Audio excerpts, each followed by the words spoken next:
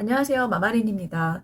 원래는 제가 오늘 혼공에 대해서 영상을 한번 올려보려고 이렇게 준비를 하다가 요즘 시기가 아무래도 영재원 지원 시기가 이제 다가오고 있잖아요. 그러다 보니까 영재원에 대해서 조금 말씀을 드려야 될 것 같다 이런 생각이 들어서 오늘은 영재원에 대해서 이제 준비를 해봤는데요.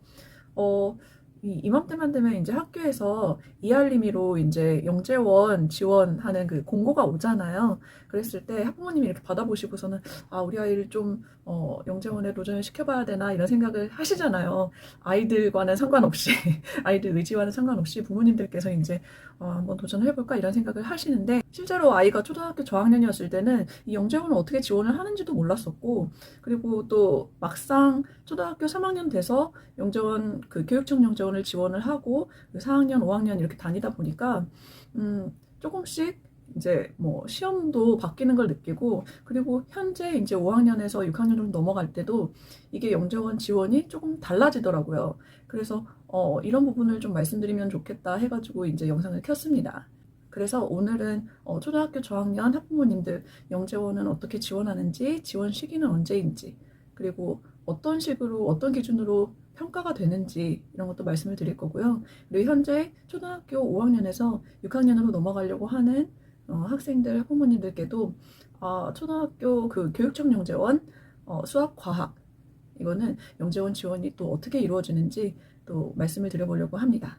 이맘때쯤 되면은 이제 학교에서 알림이가 올 거예요. 지금 보시게 되면은 이런 식으로 알림이가 오게 되는데 초등 영재교육 대상자 모집 안내 이렇게 해서 공고가 오거든요. 그거를 한번 살펴보시면 돼요. 근데 지금 보시면은 분야는 굉장히 다양해요. 수, 과학, 융합부터 뭐 수학, 과학, 융합 정보, 발명 이렇게가 좀 기본이 되는 분야이고요. 서울시 교육청 소속 학교 학생 전체를 대상으로 모집하는 교육지원청 영재교육원 목록에는 미술, 융합정보, 발명, 음악, 체육 이런 것들도 있습니다. 그런데 보통은 이제 초등학교 3학년 겨울쯤 되게 되면은 이제 수, 과학, 융합으로 4학년 초등학교 4학년 그 영재교육원을 이제 맞이하게 되고요. 그리고 초등학교 4학년 현재 4학년 학생들은 보통 수학, 과학 그리고 발명 이렇게 응시를 하게 되죠. 그리고 마지막으로 이제 융합 정보 같은 경우에는 초등학교 5학년에서 초등학교 6학년 넘어갈 때 발명도 마찬가지고요. 이렇게 해가지고 응시를 하게 됩니다. 그래서 정리를 해보자면은 초등학교 3학년 겨울 때는 수과학 융합으로 시험을 보고요. 그 다음에 초등학교 4학년 겨울에는 수학, 과학, 발명 이렇게 시험을 보게 되고 마지막으로 초등학교 5학년 때는 융합 정보와 발명 이렇게 시험을 본다고 보시면 되겠습니다. 그런데 여기에서 한 가지 의아해지잖아요. 아니 초등학교 5학년에서 6학년 넘어갈 때 왜 수학하고 과학은 시험을 안 보는지 그건 이따가 말씀드리도록 할게요. 그래서 이제 선발 일정이랑 방법을 보시게 되면 개략적으로 보자면 학생이 먼저 지원을 하고 그 다음에 그 지원서를 선생님한테 전달을 해드리면 선생님께서 이제 담임교사 관찰 추천이라고 해가지고 추천서를 써주세요. 그런 다음에 이제 마지막으로 12월 달 때쯤 창의적 문제 해결력 및 면접 평가를 보게 됩니다. 이게 전반적인 선발 일정인데요. 자세히 보시게 되면 자 여기 표를 보시면 지원 단계에서 학생의 경우에는 보통 11월 중순쯤 해가지고 GED라는 홈페이지에 지원서랑 자기 체크리스트를 작성을 하게 됩니다. 그 다음에 지원서를 출력해서 소속 학교 담임교사한테 제출을 하게 됩니다. 이때 가상계좌로 선발 전형료 4만 원을 내요. 그냥 시험비라고 보시면 되겠습니다. 그러면 이제 추천 단계로 넘어가서 담임교사 관찰 추천을 하게 되는데요. 미리 이제 담임교사 선생님한테 저희 아이가 영재원에 가게 됐으니까 아마 11월 중순쯤에는 선생님께 추천을 부탁드릴 것 같다. 그러니까 선생님께서도 미리 알고 계시고 좀 이렇게 아이 좀 관찰을 해주시라 이렇게 부탁을 드리기도 하죠.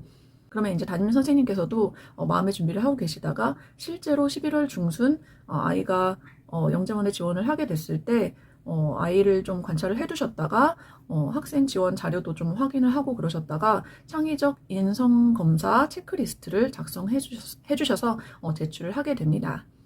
그리고 학교 추천위원회 추천도 있는데요.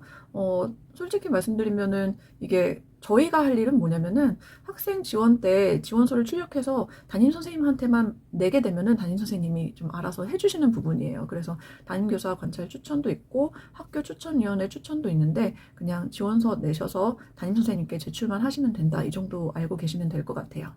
그리고 마지막으로 이제 창의적 문제 해결력 및 면접 평가가 있습니다. 시험이죠. 어떻게 보면은 수학은 수학 시험을 보고요. 과학은 과학 같은 수학이라고 해야 되나요? 과학 시험도 있는데 그 안에 수학 시험도 포함이 돼 있다. 이렇게 보시면 됩니다. 그래서 과학만 준비하지 마시고 과학을 응시하시는 분들은 수학도 조금 준비를 해 놓으시면 좋다. 이렇게 생각하시면 될 것 같아요. 저희 아이 같은 경우에는 코로나 시국에 시험을 2번 보다 보니까 첫 번째로는 시험 기간도 일정하지가 않았고요. 그리고 두 번째 면접도 보지를 못했어요. 대신에 그거를 시험으로 대체를 했었습니다. 그런데 원래 시험 같은 경우에는 첫 번째로는 필기를 먼저 보고 그 다음에 바로 이어서 면접을 보게 되죠. 그런데 안심해도 되실 부분은 초등학교 3학년 겨울에 보는 그러니까 초4 과정을 보시는 분들은 면접은 안 봅니다. 그냥 창의적 문제 해결력 시험만 보고요. 그 다음에 이제 초등학교 4학년에서 5학년 넘어가는 그쯤에 시험을 보신다 하면은 5학년 과정은 면접이 있습니다. 그래서 우리 아이가 현재 초등학교 3학년이고 내년에 4학년 과정을 들을 거다 하시면은 면접 준비 안 하셔도 되고요. 그리고 초등학교 4학년인데 내년에 5학년 과정을 들을 거다 그렇게 생각하시면 면접 준비도 말하는 연습도 조금 시켜주시면 좋을 것 같아요. 그리고 저도 올해 들어서 정말 이게 진짜 이렇게 되는구나 하고 깨달은 부분인데 초등학교 5학년에서 6학년 넘어가는 거. 그러니까 초등학교 6학년 과정을 들으려면은 현재 초등학교 5학년 때 영재교육원을 다니고 있어야지 6학년 과정 진학이 가능합니다. 무슨 말이냐? 현재 지금 초등학교 5학년 수학, 과학 과정을 듣고 있는 영재교육원 학생들이 한 40명씩 되거든요. 각각 40명인데 그 중에서 절반인 20명까지만 초등학교 6학년 그 영재교육원 과정에 진학을 하게 됩니다. 그래서 작년만 해도 제가 선배님들한테 이 사실을 들었을 때 진짜요? 아니 지금 현재 영재원 다니고 있는 애들 중에서만 뽑는다고? 말도 안 돼 이렇게 생각을 했었는데 지금 이 공지를 보니까 더 정확해졌어요. 진짜로 이 다니고 있는 애들 중에서만 뽑는 겁니다. 그러니까 알고 보면은 초등학교 5학년 때 갑자기 우리 아이가 막 영재적인 재능을 막 발휘하면서 아니면 수학이나 과학에 너무 관심을 보여서 영재원 한번 보내볼까 이렇게 생각하시는 분들은 교육청 영재원은 지원하실 수가 없다는 거예요. 왜? 지금 다니고 있는 애들 안에서만 뽑으니까. 그래서 만약에 초등학교 6학년까지 영재원을 좀 쭉 보내고 싶다 하시는 분들은 초등학교 4학년 때 꼭 시험을 응시를 하셔서 이제 초등학교 5학년 과정을 듣고 계셔야 6학년 때도 진학이 가능하다는 거 기억을 하셨으면 좋겠습니다. 근데 그렇잖아요. 아니 5학년 때 갑자기 다니고 싶을 수도 있잖아. 그쵸? 그럴 때는 어떻게 하면 좋을까? 하면은 교육청 영재원 말고 한 8월 달에서 9월 달쯤에 대학교 영재원 그 공고가 또 떠요. 그때를 이용해서 좀 트라이를 해보시는 것도 방법일 것 같아요. 교육청 영재원은 연계 과정으로 초등학교 5학년 현재 영재원 진학 중인 아이들만 그 안에서만 뽑으니까 아무래도 풀이 좀 적죠. 지금 40명 중에서 절반만 뽑는 거니까. 대신에 이런 방법도 있을 것 같아요. 대학교 영재원을 진학하는 것도 물론 방법이지만 아니면은 지금 현재 5학년에서 6학년 넘어갈 때 시험으로 응시할 수 있는 영재원은 융합정보 그리고 발명이 있습니다. 발명은 말 그대로 조금 이렇게 창의적 사고력을 통해서 뭔가 만드는 걸 좋아하는 애들이 갈 거고요.